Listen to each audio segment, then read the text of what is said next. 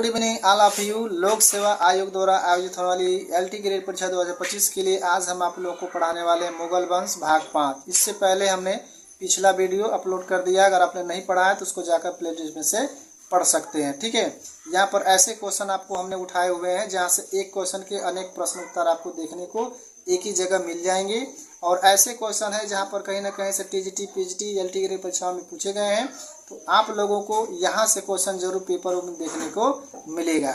ठीक है, तो शुरू करते हैं। सम्राट जहांगीर को कहाँ दफनाया गया? देखिए, ये क्वेश्चन उठाने का मतलब ये है कि आपसे ये भी पूछा जाता है कि वो कौन से मुगल सम्राट है जिनका भारत से बाहर जो है दफनाया गया है, भारत से बाहर उनका मकबरा बना हुआ है।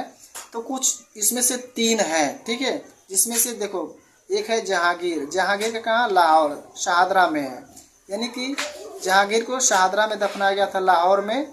और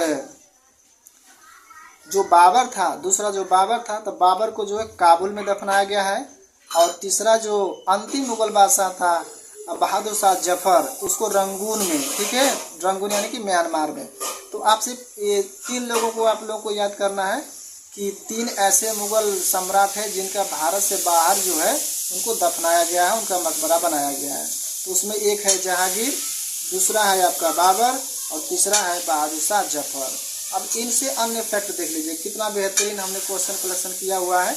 आप लोग वीडियो को पूरा देखिए, और वीडियो अच्छा लगता है तो एक लाइक आप लोग करिए, और हमारे चैनल को सब्सक्राइब कर लीजिए ताकि आप लोगों को ऐसे बेहतरीन वीडियो परीक्षा तक आसानी से उपलब्ध होता रहे। जहांगीर का शासनकाल की बात करें तो जहांगीर का शासनकाल जो था 1605 से लेकर के 1627 तक रहा है। और जहांगीर के बचपन का नाम था शेखू, यानी कि शेखू या सलीम था। तो कभी कभी ये भी पूछा रहा है कि सलीम किसका नाम था, तो जहांगीर के बचपन का नाम था। इनके गुरु का नाम क्या था, तो गुरु अब्दुल रहीम खान खाना। ठीक है, तो इनके गुरु थे अब्दुल रहीम खान खाना, इनके गुरु थे। तो जहांगीर का गुरु थे अब्दुल रहीम खान खाना। और जहांगीर ने न्याय की जंजीर बनवाया था। तो न्याय की जंजीर कई बार क्वेश्चन पूछा गया, तो न्याय की जंजीर के लिए कौन प्रसिद्ध था, तो वो था जहांगीर। ठीक है, और जहांगीर के द्वारा उसके शासनकाल में तंबाकू के सेवन पर प्रतिबंध लगा दिया गया था। ये भी पूछा जाता है कि मुगल काल में किसके शासन पर तंबाकू पर पूरा प्रतिबंध लगा दिया गया था, तो वो थे जहांगीर थे। ठीक है, 1611 में उन्होंने नूरजहां से शादी किया था। 1611 में नूरजहां से इनकी शादी हो जाती है। और ये जो है अकबर जो है शेख सलीम चिश्ती की दरगाह पर जाते रहते थे, ताकि उनके जब बच्चे नहीं होते थे तो शेख सलीम चिश्ती के दरगाह पर जाते थे, तो वहीं पर शेख सलीम जो है वो क्या हुआ था, पैदा हुआ था। इसकी माता का नाम था हरखा बाई। तो माता का नाम हरखा बाई, शेख सलीम चिश्ती की दरबार में अकबर के जाने पर वहीं पर शेख सलीम पैदा हुए थे। ठीक है, तो इतने फैक्ट आप लोगों को एक ही जगह से मिल जा रहा है। ठीक है, आशा करता हूँ आप लोगों को वीडियो पसंद आ रहा होगा। तो एक लाइक आप लोग जरूर कर दें, और चैनल को सब्सक्राइब जरूर आप लोग कर लें, ताकि ऐसी वीडियो आप लोगों को मिलता रहे। ठीक है, अगला देखिए, अगला क्वेश्चन क्या है, किसने अपनी आत्मकथा फारसी भाषा में लिखा है? तो इसका आंसर होगा जहांगीर। ठीक है, जहांगीर जो अपनी आत्मकथा जो है यह फारसी भाषा में लिखा गया है। ये भी पूछा जाता है कि जहांगीर के द्वारा लिखा गया जो आत्मकथा था किस भाषा में है, तो वह है फारसी भाषा में है। ठीक है, अब इससे अन्य फैक्ट देख लीजिए, इनकी जो पुस्तक थी आत्मकथा का क्या नाम था, तो फुतुहात ए जहांगीरी। तो फुतुहात ए जहांगीरी इनकी पुस्तक थी, आत्मकथा थी, और ये किस भाषा में है, तो फारसी भाषा में लिखा गया था। अन्य फैक्ट में एक देख लीजिए, बाबर को मुय्यान नामा पद्धति का जनक कहते हैं, यानी कि मुय्यान नामा पद्धति का जनक किसे कहा जाता है, तो वह आपका बाबर है। कौन है? बाबर है। ठीक है, अगला चलते हैं।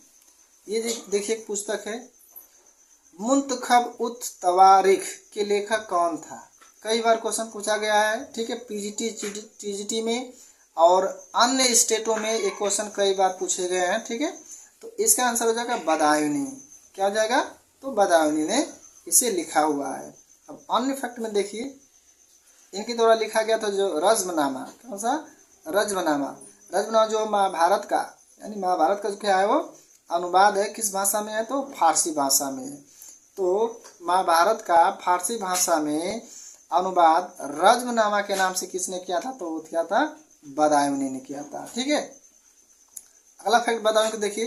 बदायूनी मात्र एक ऐसा था जिसने अकबर के धार्मिक नीतियों की आलोचना किया था।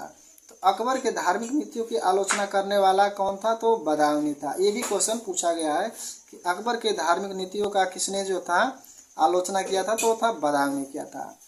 अब अन्य फैक्ट में अब्दुल रहीम खान खाना। ठीक है, तो अब्दुल रहीम खाना से देख लीजिए क्या फैक्ट है। इसने अकबरनामा का अनुवाद फारसी भाषा में किया था। तो अकबरनामा का फारसी भाषा में अनुवाद करने वाला था अब्दुल रहीम खाना, और इसे ही जो है रहीम दास के नाम से जानते हैं। किसके नाम से जानते हैं? रहीम दास के नाम से इसे हम जानते हैं। ठीक है, तो रहीम दास अगर ये पूछा जाता है और मिलान करने को आता है रहीम दास, तो आप जानिए कि अब्दुल रहीम खाना है। ठीक है,